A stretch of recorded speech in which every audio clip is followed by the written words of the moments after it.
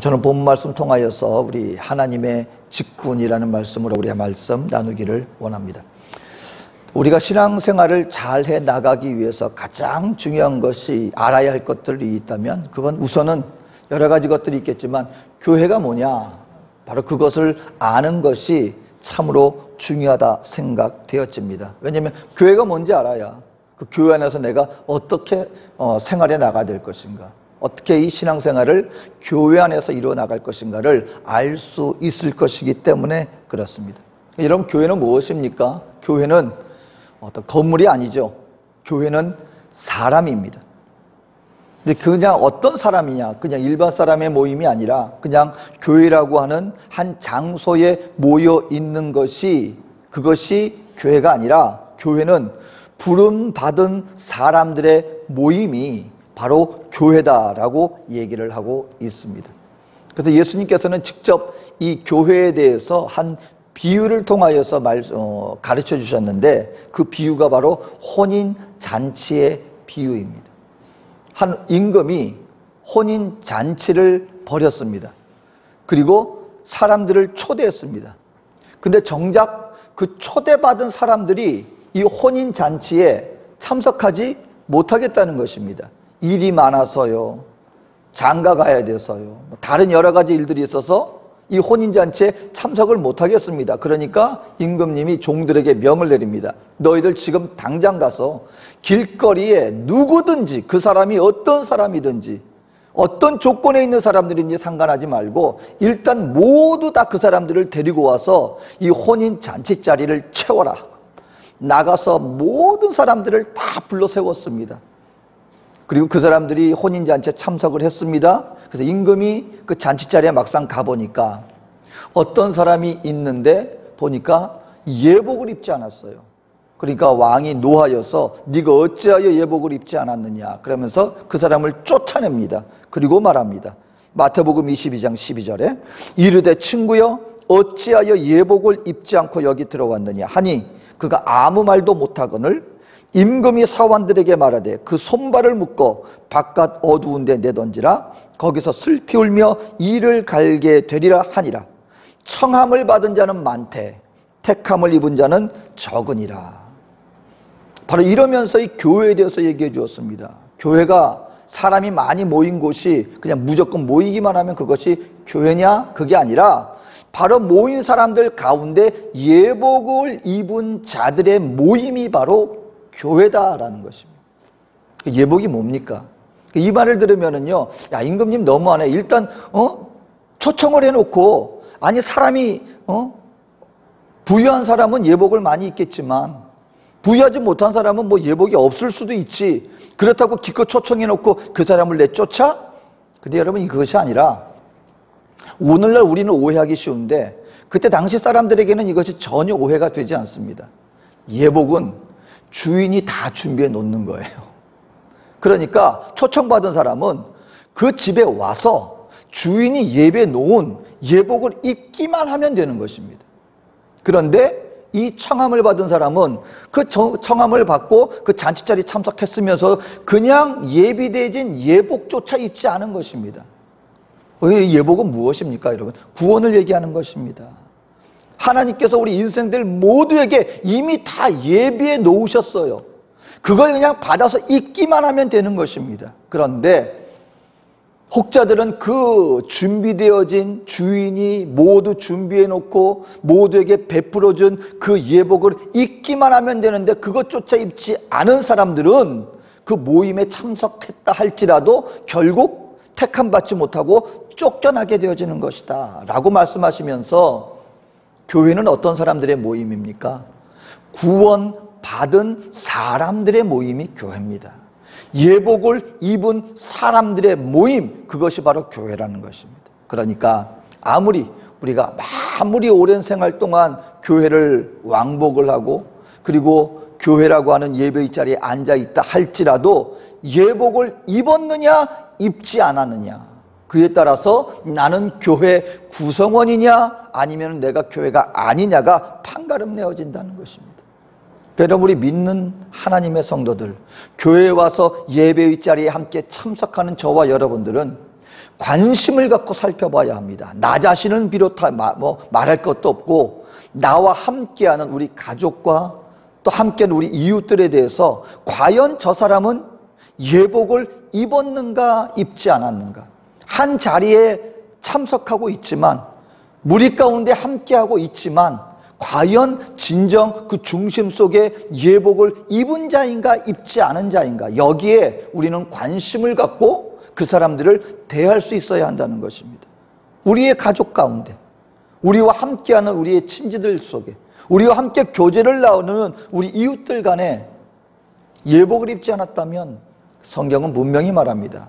쫓겨나게 되는 것이다 라고 말씀을 하고 있는 것입니다. 그러면 교회는 그럼 부름을 받은 바로 예복을 입고 함께한 사람들, 바로 그 모임만이 교회인가? 오늘 성경은 또 한 가지를 얘기를 해주고 있는 것입니다.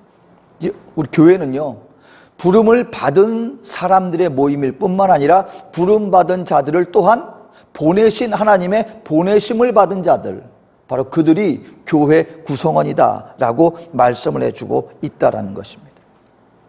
예수님께서요, 이 땅을 마지막으로 이제 부활하시고 승천하시기 전에 제자들에게 이렇게 말씀하십니다. 요한복음 20장 21절, 예수께서 또 이르시되 너희에게 평강이 있을지어다.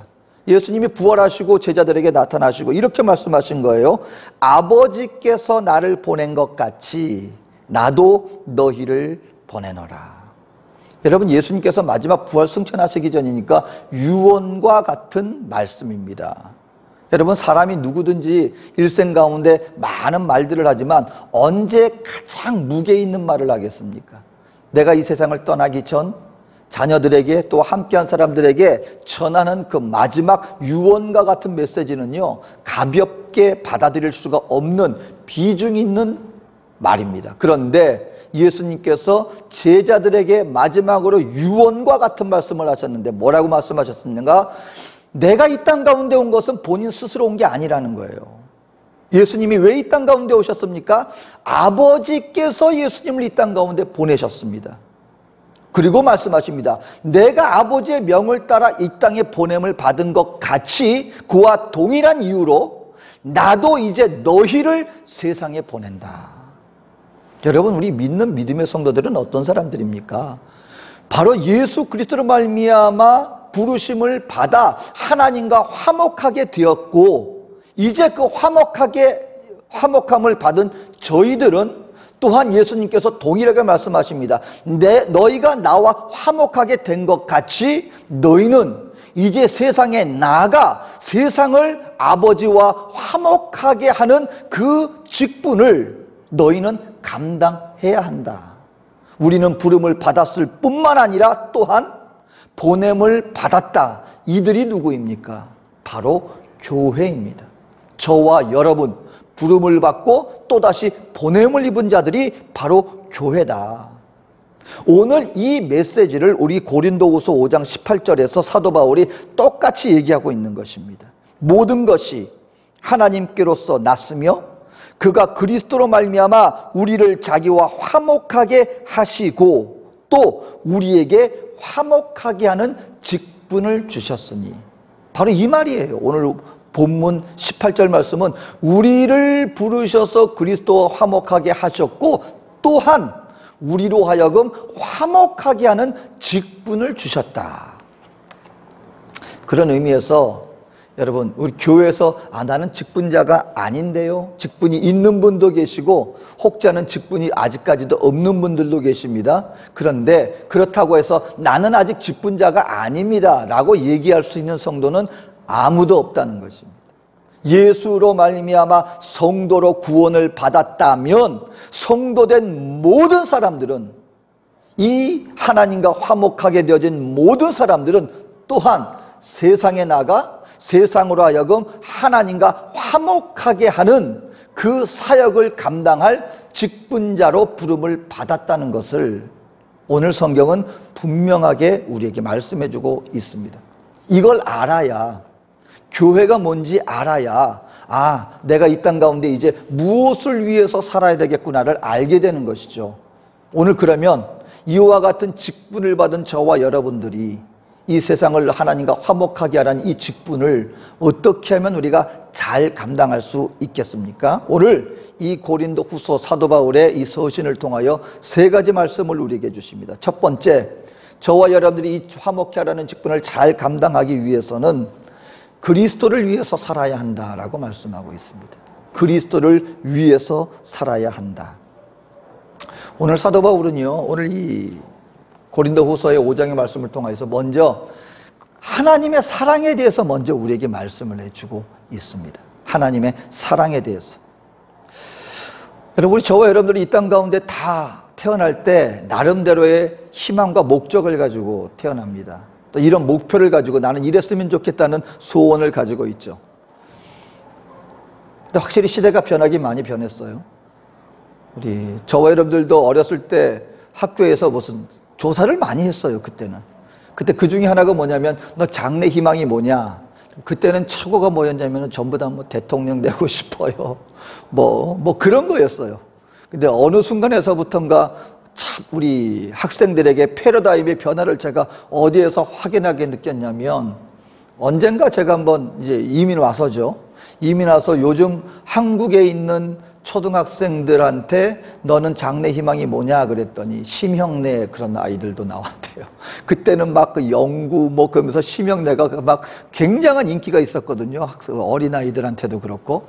그래 놓으니까 어린아이들이, 우리가 어렸을 때는 뭐 난 탤런트 사실 많지 않았어요. 연예인 정말 많지 않았습니다.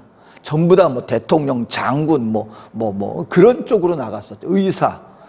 근데 어느 순간에서부터가 이제 연예인들과 그런 세계가 사람들에게 인정을 받고 선망의 대상이 되면서 심형래가 나는 장래 희망입니다. 그걸 보고 야, 시대가 변해가는구나 한 걸 참 느꼈습니다.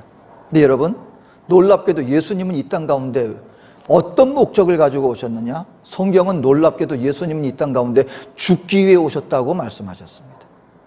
아니, 태어나서 모두가 죽는 건 압니다. 근데 여러분, 그게 목표인 사람이 있을까요?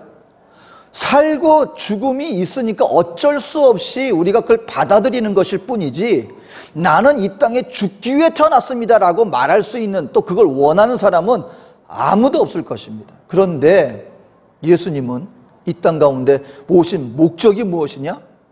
죽기 위해 오셨다는 거예요. 마가복음 10장 45절에 예수님이 스스로 이렇게 말씀하십니다. 인자가 온 것은 섬김을 받으려 함이 아니라 도리어 섬기려 하고 자기 목숨을 많은 사람의 대속물로 주기 위해 왔다. 다른 말로 말하면은요, 내가 여기 왜 왔는지 아느냐? 나 너희 위해 죽기 위해서 왔어. 여러분, 이것이 예수님이 이 땅 가운데 오신 목적이라고 분명히 말합니다. 여러분, 왜 예수님이 우리를 위해서 죽기 위해서 오실 수밖에 없게 되었습니까? 그것은 우리 모든 인생들이 죽을 수밖에 없는 존재들이었기 때문에 그래요. 첫사람 아담의 죄로 말미암아 모든 사람에게 사망이 이르렀습니다. 근데 그 사망은요, 육신의 죽음만을 의미하는 게 아니에요. 영혼의 죽음까지도 포함되어 있는 것입니다.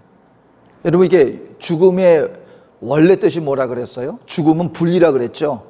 육신과 영혼이 분리되면 그게 육신의 죽음이에요. 근데 그것이 첫 번째 죽음이라고 말합니다. 근데 두 번째 죽음이 있다는 것입니다. 그것은 무엇이냐면 우리의 영혼이 생명 대신 하나님과 영원토록 분리되는 것, 그것이 둘째 사망입니다. 그래서 요한계시록 21장 8절에 이 둘째 사망을 이렇게 표현합니다. 그러나 두려워하는 자들과 믿지 아니하는 자들과 흉악한 자들과 살인자들과 음행하는 자들과 점술가들과 우상 숭배자들과 거짓말하는 모든 자들은 불과 유황으로 타는 못에 던져지리니 이것이 둘째 사망이라. 여러분, 둘째 사망이 단순히 하나님하고 그냥 떨어져 사는 정도가 아니라 영원한 고난과 고통 가운데 완전히 소망 없는, 바로 그와 같은 영원한 멸망을 의미하는 것이 둘째 사망입니다. 그런데 문제는 이 사망으로부터 피할 자가 아무도 없었다는 것입니다. 모든 사람이 죄를 범하였음에 하나님의 영광에 이르지 못하더니 라고 말하면서 이 땅 가운데 태어난 모든 인생들은 결국 사망받을 수밖에 없게 되었는데, 바로 예수님, 둘째 성자 예수님께서 하나님의 보내심을 받아 우리 모든 인생들의 그 죄의 값을 대신 본인이 감당하기 위해서, 우리를 위하여서 대신 죽기 위해서 예수님이 이 땅 가운데 오셨다 라고 말씀하고 있는 것입니다. 고린도후서 오늘 본문 5장 14절은 그래서 바로 이것을 이렇게 표현합니다. 그리스도의 사랑이 우리를 강권하시는도다. 우리가 생각하건대 한 사람이 모든 사람을 대신하여 죽었은즉 모든 사람이 죽은 것이라. 여러분, 오늘 이 본문이 고린도후서 5장 14절은요, 예수님의 십자가 죽음의 놀라운 비밀을 우리에게, 축복의 말씀을 우리에게 가져다주는 굉장히 놀라운 말씀입니다. 왜 예수님의 죽음과 일반 사람의 죽음에 다른 것입니까? 왜 예수님의 죽음이 우리 모두에게 구원을 가져다주는 능력이 된다는 것입니까?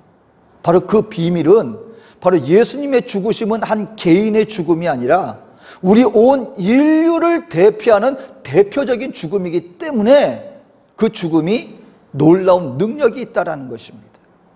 여러분, 예수님의 죽으심은 한 개인의 죽음이 아니라 인류를 대표하는 죽음인데, 왜 그러냐면, 여러분, 예를 들어서 한 사람이 죄를 지었어요. 근데 그 사람의 죄를 누군가가 대신 갚아주기를 원해요. 그럼 아무나 내가 이 사람을 대신 갚아주겠습니까? 할 수 있습니까? 똑같은 감옥 안에 있는 사람들끼리는요, 그럴 자격이 없어요. 왜? 그들도 그들 죄가 있기 때문에 죄값을 치르는 것일 뿐이지 다른 사람의 죄값을 치를 자격이 없습니다. 그러기 위해서는, 우리의 죽음의 죄값을 치르기 위해서는 한 가지 조건이 필요합니다. 그것은 무엇입니까? 죄가 없어야 돼요.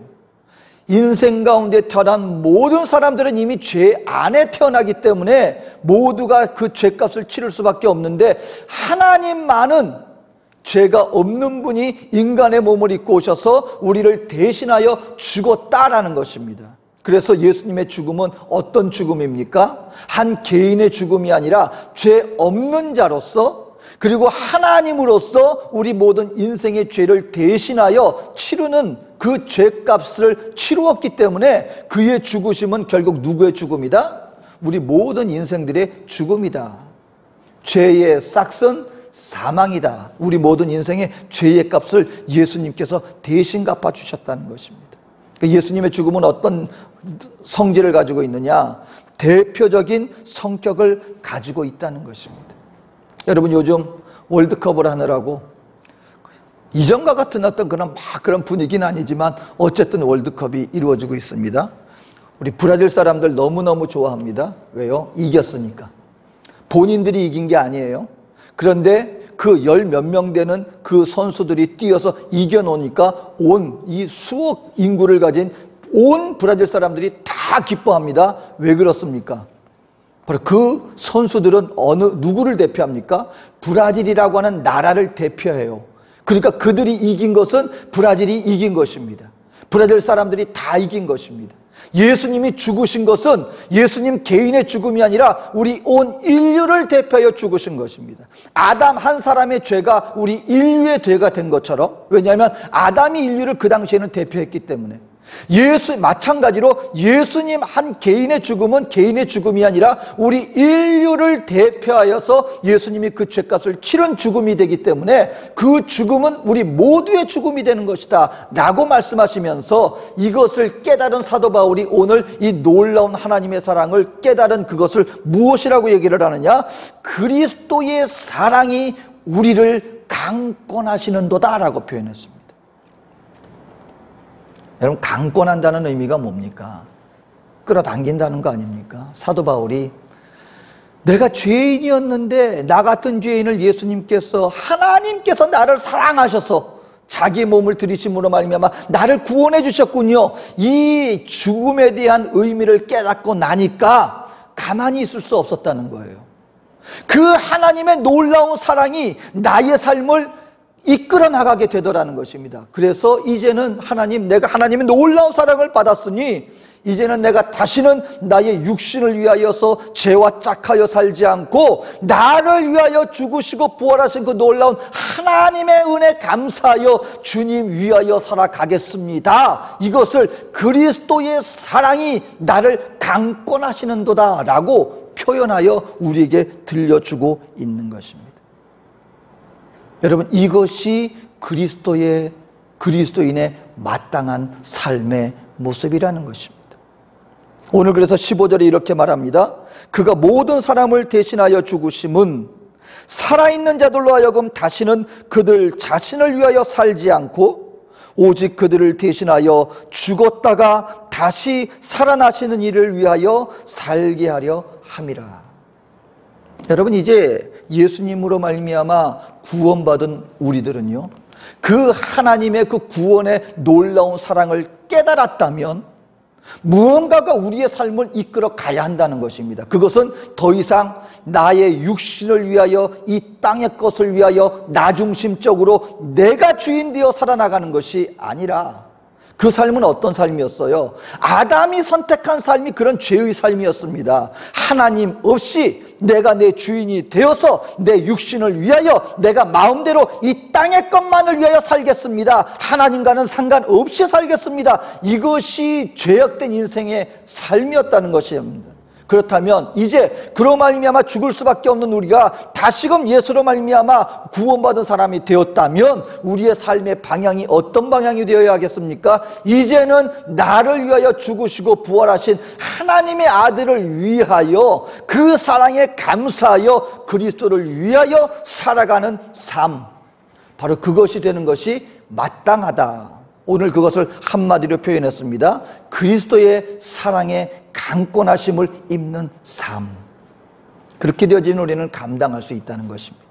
하나님과 화목하게 되어진 그 은혜에 감사하여 이제 그 사랑을 가지고 이 세상 사람들도 주님과 화목하게 하는 그 사역을 위하여 살아나갈 수 있게 되어지는데, 이것은 육신이나 아니면 율법에 얽매여 나가는 것이 아니라 주님의 은혜 감사함으로 말미암아 인도되어지는 삶으로 그 직분을 감당할 수 있게 되어지는 것이다. 여러분, 오늘 저와 여러분들은 주님의 부르심을 받았습니다. 그럼 무엇을 위해 살아야 됩니까? 그리스도를 위하여 살아가야 할 것입니다. 둘째로, 우리가 하나님께서 우리에게 주신 직분을 잘 감당할 수 있기 위해서는 그리스도를 통해서 볼 수 있어야 합니다. 우리가 이제는 예수 믿고 은혜 받고 구원받은 하나님의 사람으로 거듭나졌다면 우리가 삶을 바라보는 시각의 변화가 있어야 한다라는 것입니다. 여러분, 우리가 보는 눈, 우리의 관점이라 그러죠. 우리가 뭐 육신적으로 너 시력이 몇이냐 그걸 의미하는 것이 아니라 이제 우리가 사물을 바라보는 관점을 얘기를 하는 것입니다. 유태인들, 우리 교육하면 유태인들 자녀 교육을 많이 우리가 공부하고 배웁니다. 뭔가 달라요. 유대인들의 자녀 교육 방법은 확실히 뭔가 다른 게 있습니다.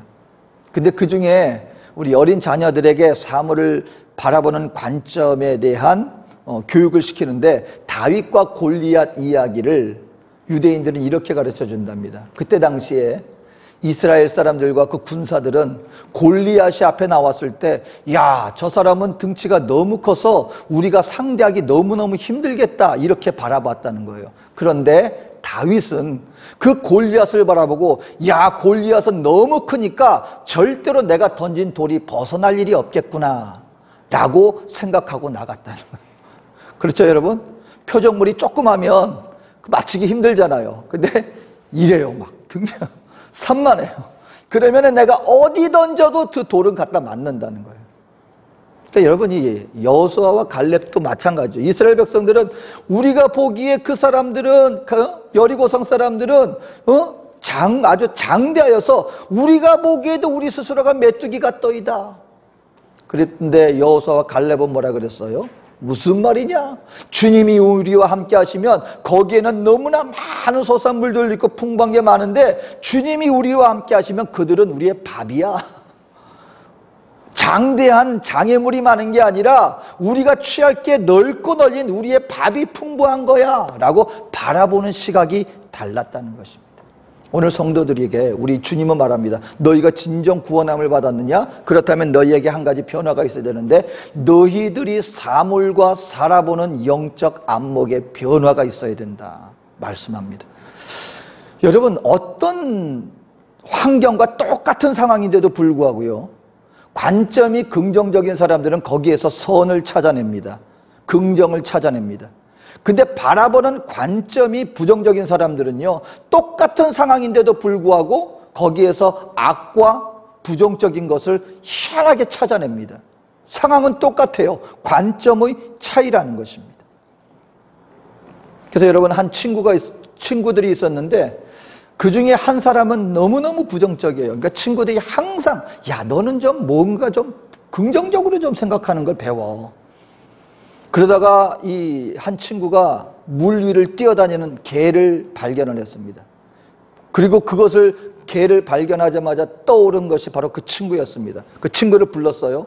그리고 개가 얼마나 빨리 뛰는지 여러분, 강물 위를 달리는데 빠지지가 않고 강물 위를 갖다가 뛰어가는 거예요. 그러니까 여기에서 무슨 잘못된 거를 찾을 수가 있겠느냐 해서 그 친구한테 야, 봐라, 저 개 얼마나 훌륭한 개냐, 봐라, 물 위를 뛰어다니는 개야, 너무나 놀랍지 않냐? 그랬더니 그 친구가 한마디 딱 내뱉습니다. 야, 저 개는 절대 수영은 못하겠네, 잠수는 못하겠네. 아니, 여러분, 물 위를 뛰어다니는 그 놀라운 능력을 가지고 있는데 결국 거기에서 부정을 찾으려니까 쟤는 잠수는 못하겠네. 여러분, 이게 우리의 생활 가운데서 아무리 모든 것이 완전하게 갇혀 있다 할지라도요, 긍정을 찾을 사람은 거기에서 수많은 긍정을 발견할 수 있지만 거기에 그러면 완전하게 긍정만 있습니까? 부정을 찾아내려고 하는 사람으로는요, 거기에서 뭐를 찾아내도 찾아낼 수가 있다라는 것입니다. 근데 오늘 교회 안에서도 오늘 주님은 말씀하는 것입니다. 이와 같은 긍정적인 영적 안목으로 사물을 바라볼 수 있는 사람들이 함께하는 곳에서는 모든 사람들이 평안해지고요, 모든 사람들이 얼굴이 환해질 수가 있고 그 가운데 놀라운 하나님의 은사를 발휘할 수 있는 놀라운 하나됨의 역사가 나타날 수 있지만, 만약에 우리가 부정의 시각과 육신의 안목을 가지고 바라보기 시작한다면 거기에서는 그 어떠한 선한 것도 역사되어질 수가 없다.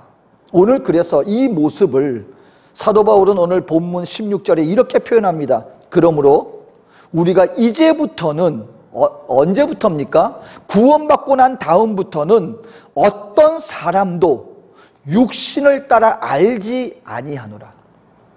여러분, 이 말씀을 육신을 따라 바라보지 않겠다는 것입니다. 우리가 그리스도도 육신을 따라 알았으나 이제부터는 그같이 알지 아니하노라.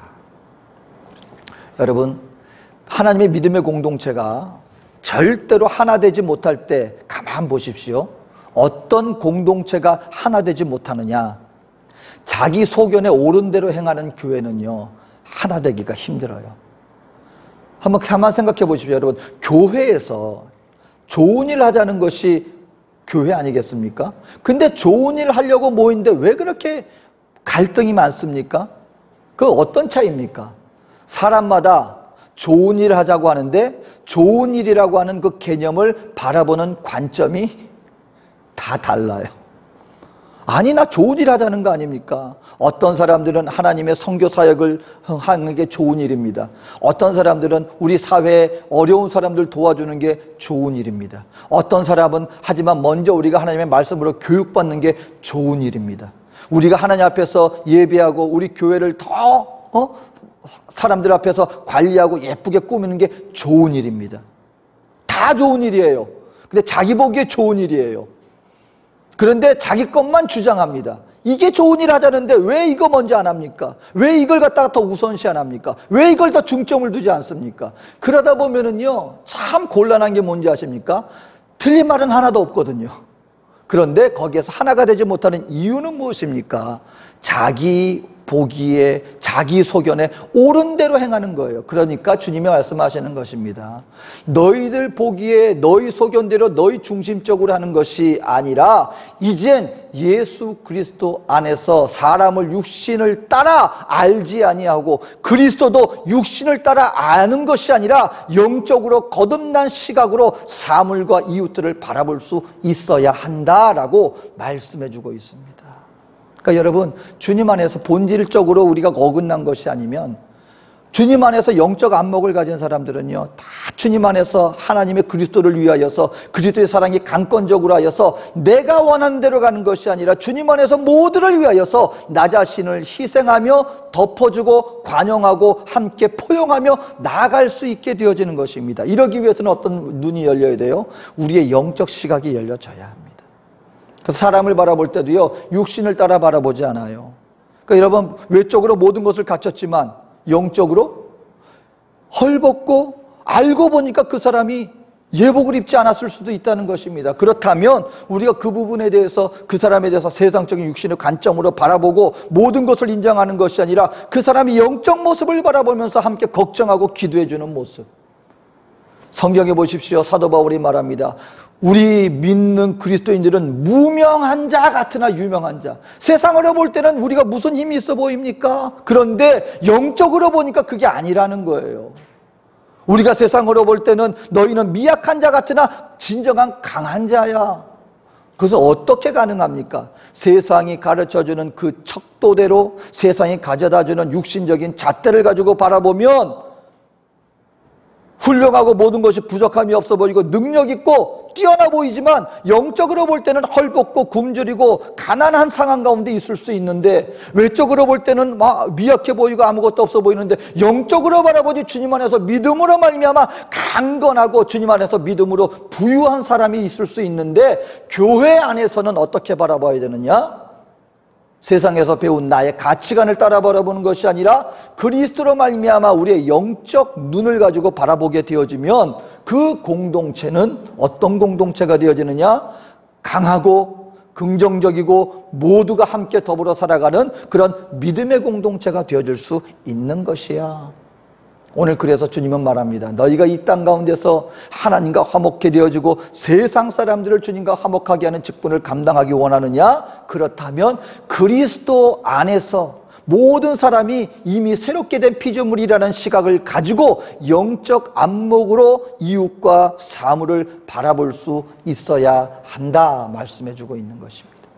마지막으로 우리가 이와 같은 하나님이 우리에게 주신 직분을 감당할 수 있기 위해서는 그리스도를 힘써 전해야 합니다. 오늘 18절 19절 말씀 봅니다.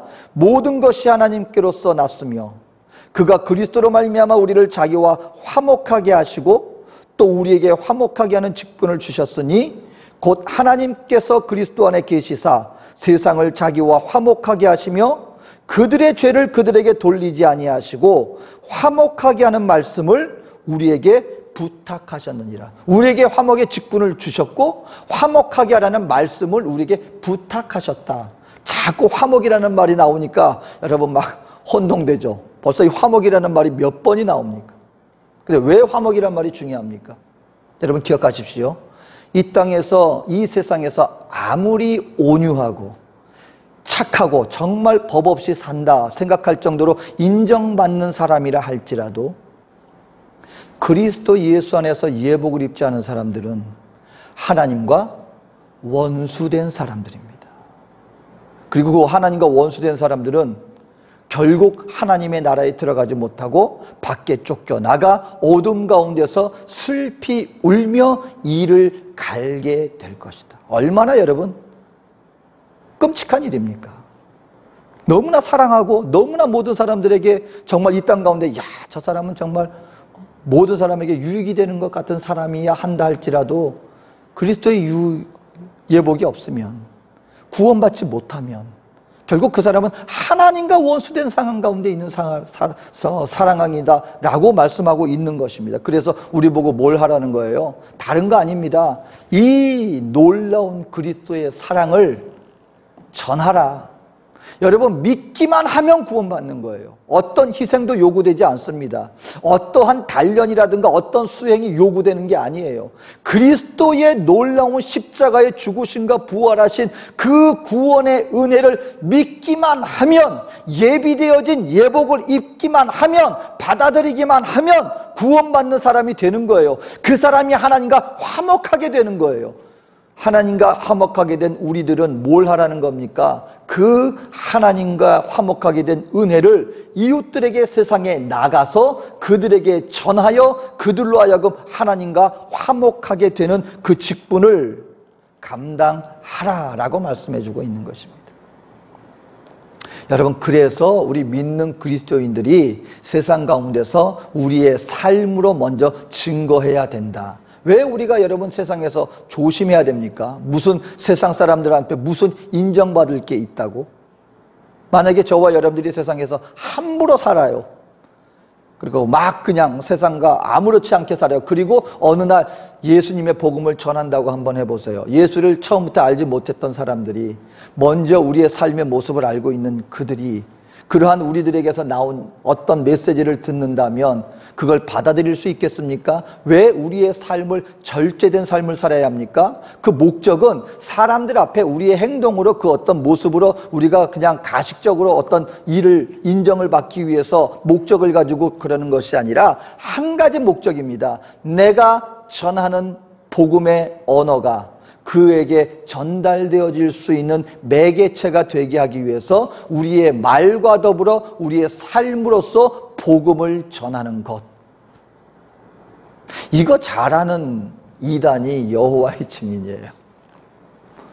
그들은 진리를 가지고 있지 않아요.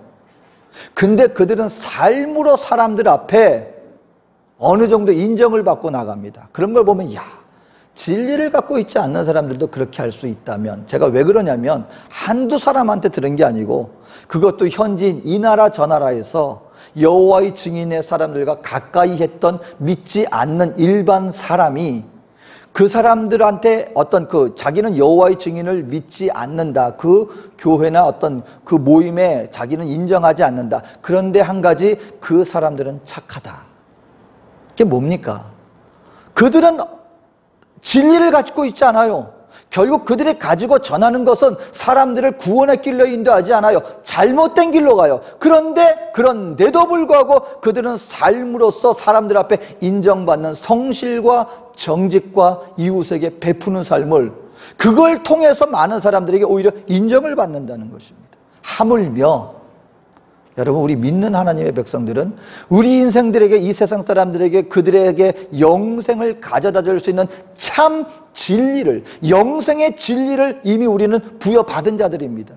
이미 우리는 소유한 자들입니다. 그렇다면 이 우리가 가지고 있는 진리를 이 세상 사람들에게 가지고 나가기 위해서라도 우리는 책임감 있게 우리의 삶을 통하여, 그리고 우리에게 전하는 이 말을 통하여, 복음을 증거를 통하여서 그들에게 다가갈 수 있도록 우리의 삶과 우리의 복음의 언어가 이 세상 사람들에게 증거되어질 수 있는, 인정받는 삶을 살기 위해서 애써 나가야 할 것이다. 그렇게 되어질 때 우리는 우리 주님 안에서 잘했다, 착하고 충성된 종아 라는 인정을 받게 될 것입니다. 여러분, 기억하십시오. 교회는 사람입니다. 어떤 사람입니까? 먼저 주님 앞에 부름받아 화목해 되어진 구원받은 사람들의 모임, 바로 그것이 교회입니다. 그리고 하나님은 그 부름받은 자들을 또한 세상에 보내셨습니다. 어떤 직분으로 화목해 하라는 사명을 감당하라고. 그러기 위해서 여러분, 그리스도의 사랑에 강권하여 움직여지는, 그래서 그 사랑을 감사하여 이제 내가 나의 육신을 위해 사는 것이 아니라 주를 위해, 나를 사랑하신 그 주님을 위해 살아가는 자. 그럼 어떤 것이 주님을 위하여 살아가는 것입니까? 내가 받은 이 구원의 복음을 아직까지 깨닫지 못한 주님과 원수된 저들에게 가지고 나가 그들도 주님과 화목해 하는, 바로 그 사명을 감당하며 나가게 되어질 때 우리는 주님 앞에 인정받게 될 것이고, 내가 부름받은 직분을 잘 감당함으로 잘했다, 충성된 종이라 결국 주님 앞에서 인정받게 되는, 바로 그와 같은 하나님의 거룩한 백성이 될 것입니다. 이 직분 잘 감당하는 우리 저와 여러분 되어주시기를 주님의 이름으로 축원드립니다. 기도하겠습니다. 사랑과 은혜가 많으신 좋으신 하나님, 오늘도 우리 주님 앞에 나왔습니다. 오늘도 주님 앞에 나와 우리 주님, 나를 위하여 이루어 놓으신 그 놀라운 은혜를 다시 한번 감사하며 은혜 감사하여 이제 주님께서 우리에게 예비해 놓으시고 우리에게 맡겨 놓으신 화목해 하라는 그 화평의 대사로서의 사명을 잘 감당하며 나갈 수 있는 우리 모두가 되게 하여 주시옵소서. 모든 것 통하여 영광 받으실 주님의 은혜를 감사드리며 예수님의 이름으로 기도합니다. 아멘.